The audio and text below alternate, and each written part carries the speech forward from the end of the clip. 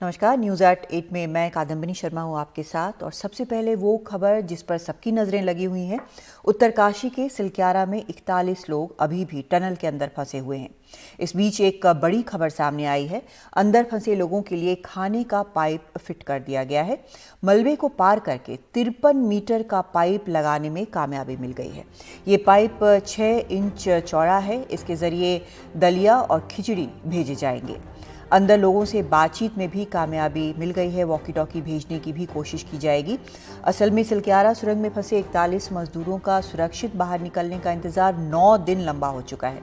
उन्हें बाहर निकालने के लिए अब तक जितने भी तरीके आजमाए गए, कोई भी कामयाब नहीं हो पाया है। इस बीच प्रधानमंत्री नरेंद्र मोदी ने मुख्यमंत्री पुष्कर सिंह धामी से फोन पर बात कर राहत बचाव कार्यों के बारे में जानकारी ली। पीएम ने कहा है कि केंद्र सरकार द्वारा आवश्यक बचाव उपकरण व संसाधन उपलब्ध कराए जा रहे हैं। साथ ही उन्होंने कहा कि फंसे श्रमिकों का मनोबल बनाए रखने की जरूरत है।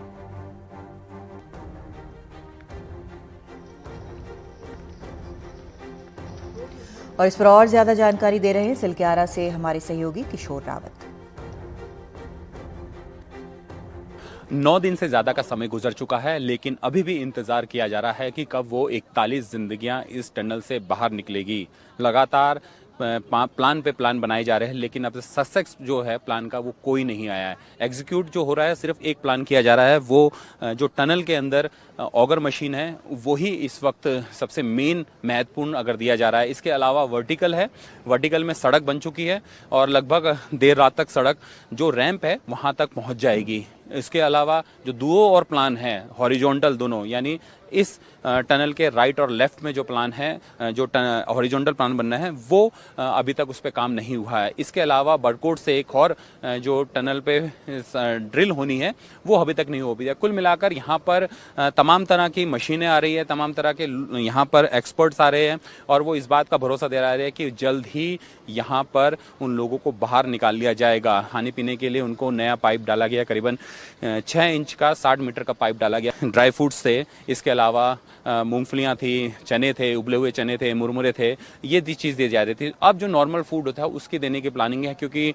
ये जानते हैं कि अगर ऑपरेशन लंबा खिंचा तो ऐसे में इन लोगों को फूड ज़रूर दिया जाना चाहिए और अच्छा फूड दिया जाना है ताकि ये लंबा सर्वाइव कर सके। चीज़ें देखी जाए तो फिलहाल आज का दिन भी कुछ हाथ नहीं लगा और सबसे बड़ी बात यह है कि जो उनके परिजन थे उनको सिर्फ ये उम्मीद लगी कि उनको जल्दी निकाला जाएगा। उसके लिए यहाँ पर तेज़ी से रेस्क्यू ऑपरेशन किया जा रहा है, लेकिन फिलहाल अभी 9 दिन के बाद भी जो पहले दिन की चीज़ें थी वही अभी फिलहाल स्थिति जस की तस बनी हुई है।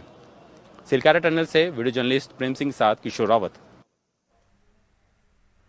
और अब कुछ राजनीतिक खबर देख लेते हैं। 25 तारीख को राजस्थान में होने वाले विधानसभा चुनाव के लिए प्रचार अब अपने अंतिम चरण पर आता दिख रहा है। इसी बीच सभी राजनीतिक दलों ने अपनी पूरी ताकत प्रचार में झोंक दी है। आज शाम बीकानेर में प्रधानमंत्री मोदी ने रोड शो किया। पीएम के रोड शो में भारी भीड़ उमड़ी। इससे पहले आज प्रधानमंत्री ने पाली में रैली की थी। यहां उन्होंने कांग्रेस पर जमकर निशाना साधा। पीएम ने कहा कि राजस्थान में कांग्रेस शासन में जमकर भ्रष्टाचार हुआ, दंगे कराए गए। साथ ही उन्होंने कहा कि कांग्रेस में परिवारवाद है, वो तुष्टीकरण करती है। आगे पीएम ने इंडिया पर भी निशाना साधते हुए कहा कि घमंडिया गठबंधन सनातन को खत्म करना चाहता है। इन्होंने महिलाओं का अपमान किया। इसके अलावा पीएम ने हनुमानगढ़ में भी बड़ी सभा को संबोधित करते हुए विपक्ष को जमकर घेरा। वहीं दूसरी ओर कांग्रेस भी विधानसभा चुनाव के लिए रैलियां कर रही है। आज कांग्रेस नेता सचिन पायलट ने राजस्थान के केकड़ी में चुनाव प्रचार किया और बड़ी सभा को संबोधित किया। सभा में उनके साथ कांग्रेस महासचिव प्रियंका गांधी भी मौजूद रहीं। प्रियंका ने बीजेपी सरकार पर निशाना साधते हुए कहा कि असली नेता काम के आधार पर वोट मांगते हैं, धर्म और जाति के आधार पर नहीं। पिछले 5 साल राजस्थान में जो कांग्रेस सरकार रही, उसने अपने लोगों को विकास में और पीछे धकेल दिया। यहां की कांग्रेस सरकार के लिए भ्रष्टाचार से बड़ा कुछ भी नहीं है। यहां की कांग्रेस के लिए परिवारवाद ही सब कुछ है। यहां की कांग्रेस सरकार तुष्टीकरण के अलावा कुछ नहीं सोचती। कांग्रेस ने राजस्थान को दंगों में झोंक दिया। ऐसी विकृत मानसिकता वाली कांग्रेस को अच्छे से सबक सिखाना जरूरी है। जो नेता ये बात चुनाव के समय कर रहा है, इसका मतलब है कि उसके आधार पर आपसे वोट मांग रहा है। तो कह रहा है कि भाई धर्म के आधार पर वोट दो या अपनी जाति के आधार पर वोट दो, तो इसका मतलब है कि काम के आधार पर मांग नहीं सकता। क्योंकि जो असली नेता होता है, जिसने आपके लिए काम किया, जैसे रघु शर्मा जी ने आपके लिए काम किया, हमारी सरकार ने यहाँ पे आपके लिए काम किया, तो हम काम के आधार पर आपसे वोट मांगते हैं या आपसे समर्थन मांगते हैं। ग्वालियर में एक सनसनीखेज वारदात में एक बाइक पर सवार होकर आए दो नकाबपोश युवकों ने दिन दहाड़े एक युवती का अपहरण कर लिया। दोनों अपराधी सरेआम युवती को एक बाइक पर ही उठाकर ले गए। ये युवती बस से उतरी थी और ई-रिक्शा से कहीं जा रही थी जब अपराधियों ने इस घटना को अंजाम दिया। घटना शहर के सबसे पॉश इलाके झांसी रोड की है। ये पूरी घटना पेट्रोल पंप के सीसीटीवी कैमरे में कैद हुई है। युवती भिंड की बताई जा रही है। घटना की सूचना मिलते ही पुलिस ने तत्काल चेकिंग और नाकाबंदी शुरू कर दी है, लेकिन अभी युवती का कोई सुराग नहीं लगा है। सुबह की आज की घटना है और इसमें जो भी परिजनों से बात की है तो ये लोग मूलतः भिंड के रहने वाले हैं जो परिजन हैं, और वहाँ से ही आए थे, बस स्टैंड पे उतरे हैं और फिर ये मोटरसाइकिल पे दो लड़के जो है इसको लड़की को लेके गए। उनको शंका भी उस पर है क्योंकि कुछ दिनों पहले शायद उनके गांव में भी एक लड़का जो है प्रेम प्रसंग के चलते उनके यहाँ आया था और उसके पे भी कोई प्रकरण पंजीबद्ध कराया था। तो हम लोग उस पर प्रकरण पंजीबद्ध करके इनकी तलाश करवा रहे हैं और शीघ्र इनको पकड़ें। और उनके गांव के जहाँ मूलतः रहने वाले हैं वहीं का एक लड़के का नाम आया है जो पहले भी इस तरह का कुछ प्रयास वहाँ पर भिंड में भी कर चुका, घर पर आया था और इस तरह की बात आई थी।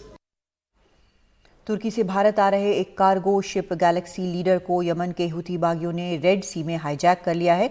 ये एक मालवाहक जहाज है और इसमें अलग अलग देशों के करीब 25 लोग हैं जो कि चालक दल में शामिल हैं।